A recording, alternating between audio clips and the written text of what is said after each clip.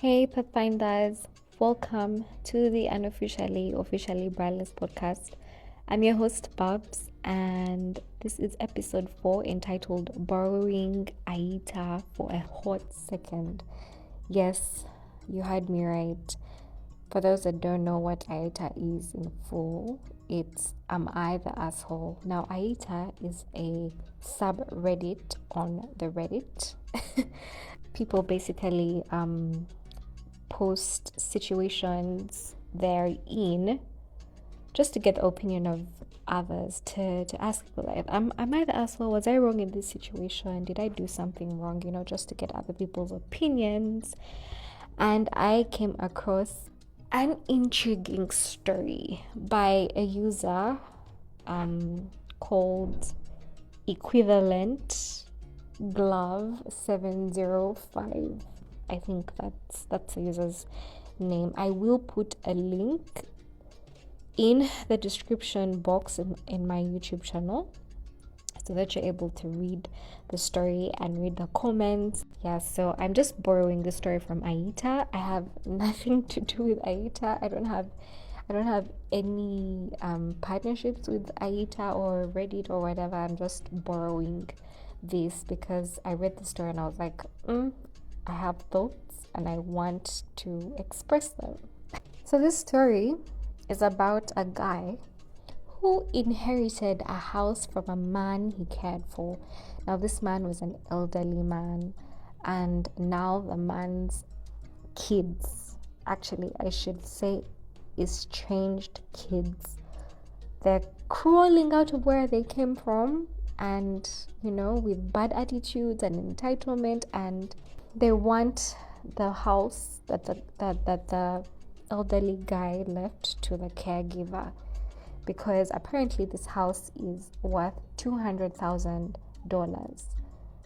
I don't know about you, but when I make conversions of that amount into the Ugandan shilling, my friend, that's a lot of money. That money can change your life in a heartbeat. So I can see why these people just crawled out of nowhere and wanted the house. Now obviously the internet is split, yeah? Some people are on the OP's side, some people are on the children's side. Now OP in full is original poster. It's an acronym that's usually used on Reddit and other platforms, but mostly Reddit. So the OP, I'm on the OP's side. I'm on the caregiver's side, yeah? And honestly speaking, for me, presence matters more than blood. Yeah, you can choose your family. Just because we have the same blood doesn't mean that automatically that certain things are in place. You have to show up. You have, there has to be some quality time in there. There has to be so many things actually. So, and you can actually choose your family. You meet new people, and these people become your family. These people, like chosen sisters and brothers. I have many chosen sisters and brothers, and yeah, friends can become family. People can become family. That's very, very possible. But anyway, back to this. So I'm going to let you in on my thoughts, and I'm going to let you know exactly why I am on the OP side, and let's get right into it. Apologies for the noise in the background. I am home, so there's bound to be a few noises here and there. Please ignore the noises. Excuse me. I am still working on finding a place where I can record properly, where there's no noise, where there's nothing, and yeah, that will be very, very soon. So but for now, please bear with me. So yes, why am I on the OP side? Number one, guys, presence of a bloodline. I've gotten to realize that you can choose your family depending on who's there for you, who chooses you.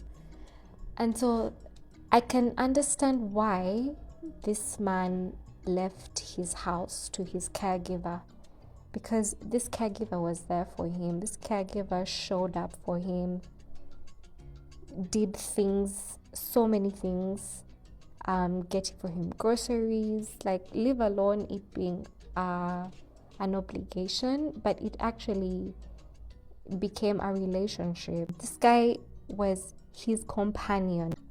I find that really sweet. I find that really priceless, especially the companion bit, man. There's something about being an adult, and one thing people don't talk about is the occasional loneliness that you experience, that you feel, especially if you live alone, or and it happens to the best of us. So I can imagine this elderly guy, he's lonely, he's struggling, and this caregiver comes along and is taking care of him, being his friend, doing his groceries, taking him for his appointments, doing all those things, and they become real friends. And obviously, as the elderly guy, I am going to change my will because you're the only person in my life that cares about me. So I'm definitely going to change my will. I don't know about you, but I would do exactly that. Also, the kids were basically strangers. They used to visit the guy twice in 3 years, at least twice in a year. That I can understand, because that's usually what people do, especially here in Uganda. People go to the village in the beginning and towards the end of the year, during the Christmas time. Some go during Easter time. So that's twice a year. You go to see your people in the village. But 3 years you don't go to see your dad. Twice in 3 years. That's a very long time. 3 years, a lot can happen in 3 years. I can have like 2 kids in 3 years. I can change as a person in 3 years, and you're only coming to see me twice. At least if it's like a long distance thing, you can do calls and video calls in between the visits, regular calls. But just seeing the person twice in 3 years, that's very little time. So I'm sensing entitlement when your father has passed away, and then now you just come out from your corners because you've heard that the house is worth $200,000, and now you are the child. It just doesn't make sense, yeah? So there were some question marks for me there. And also, this guy earned it. He did not steal the house, did he? No. People make wills, and what the will says is what they will do. And the guy left his house to his caregiver, and there's nothing that they can do about it. Just because you have the same blood with the guy doesn't mean that you go against the will. The house was left to the caregiver. So what's the problem? Yeah? He didn't steal the house. It was a gift from the elderly man. And according to law, that is very legal. And honestly, very fair. So it makes me ask questions like, where was the love before the money? When your dad was alive, you did not care. You didn't check on him. You only came to visit him twice in 3 years. And now, you knew his condition? He was, lonely, struggling, but now that he's gone, and now that you realize that there's money on the line, that's when you want to get your hands on it. I feel like that's opportunistic, because when he was around, you didn't show up. But now that he's gone, you suddenly want to be known as the child. You want the house. I don't think that's really fair. So I'm definitely on Opi's side.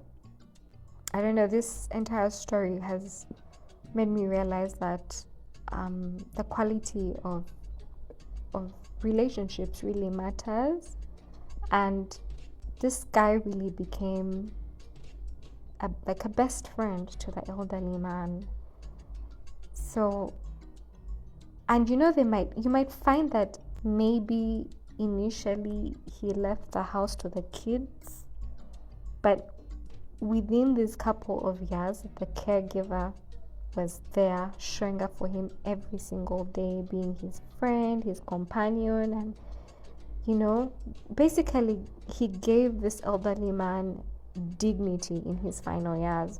So that's priceless. Like I said earlier, it's priceless. You can't put a price on such a thing. So the quality of their relationship was way up. It was like top tier. So I understand if this guy just said, you know what, my kids don't care about me, I'm going to give this house to somebody who actually deserves it, who deserves the money, who deserves the house. Yeah, and I'm with you on that. Now, in Uganda, I don't know if the elderly homes, I'm not sure if they're there. Okay, I'm sure they're there, but I'm not sure if they're common, because in Uganda, people usually take care of their elderly people.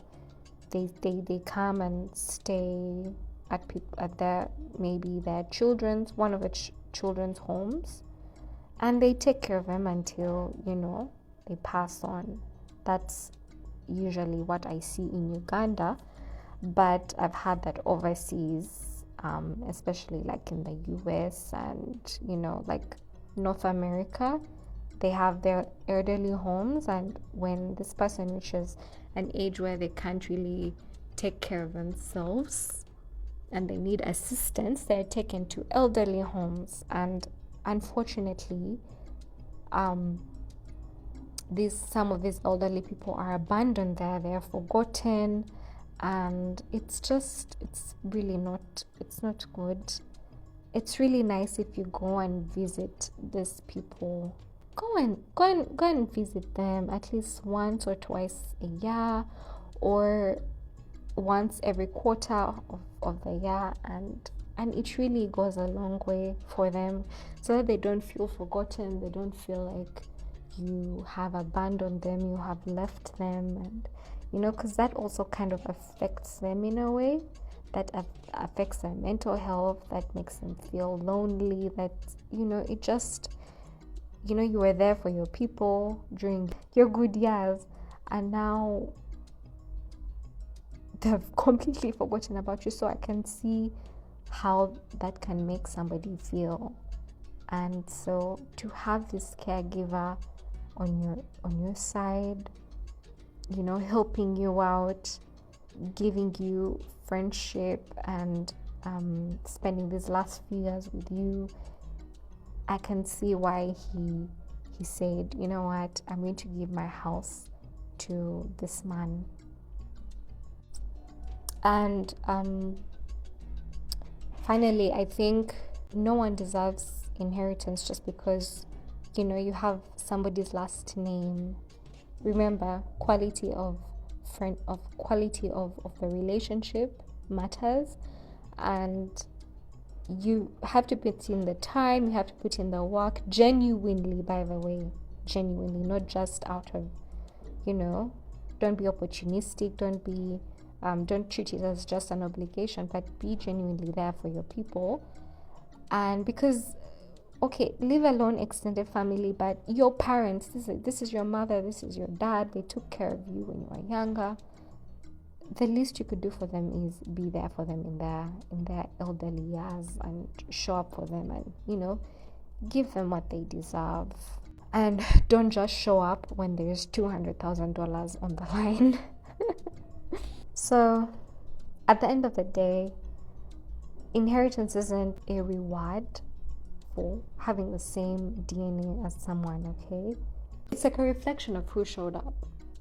When I'm writing my will, I'm obviously thinking about my life, I'm thinking about the people that were there, I'm thinking about the people that showed up for me, not just, okay, because you're my offspring, I'm going to leave this for you. And so this caregiver, this man, he showed up for this guy. He did the hard stuff, you know, the work that the work that you can't just thank someone for, because a thank you wouldn't be enough, you know.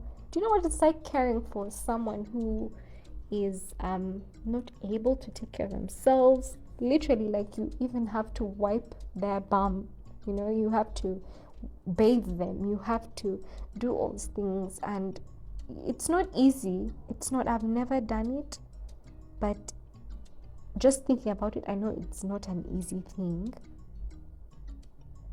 So that's the kind of work that no one wants to do, you know. So for someone to come out of, well, leave alone it being their job, but someone to add to make it even sweeter by adding the companionship on top of that, being your friend, you know, talking to you, that's priceless. As I keep saying throughout the entire episode, that is priceless. So I think if anyone earned that house, it was that guy, and I don't think it was manipulation at all. And I think that's basically loyalty on from him on his end. And maybe we should be asking if he's the asshole, and I think he's not. I think the actual assholes are the kids. So I'm wondering why the kids are now mad when there's money involved, you know. So yeah, those were my thoughts about the story. If you have something different, or if you want to let me know your opinions about it, like, whose side are you on? Are you on the Opie's side? Are you on the kids' side? What's your opinion about inheritance? What's your opinion about family dynamics and all that? I would like to know your opinions. So you can text me on Instagram. Very thankful to all my listeners, to all my supporters. I'm very grateful for the feedback that you give me, for the likes that you give me. Yes, those were 2, 3 likes and 5 likes I see on my posts. Thank you so much. It means so much to me. Really, I'm so grateful. Thank you. For the next episode, I am going to play a game, so stay tuned. I'll see you next week. Toodaloo.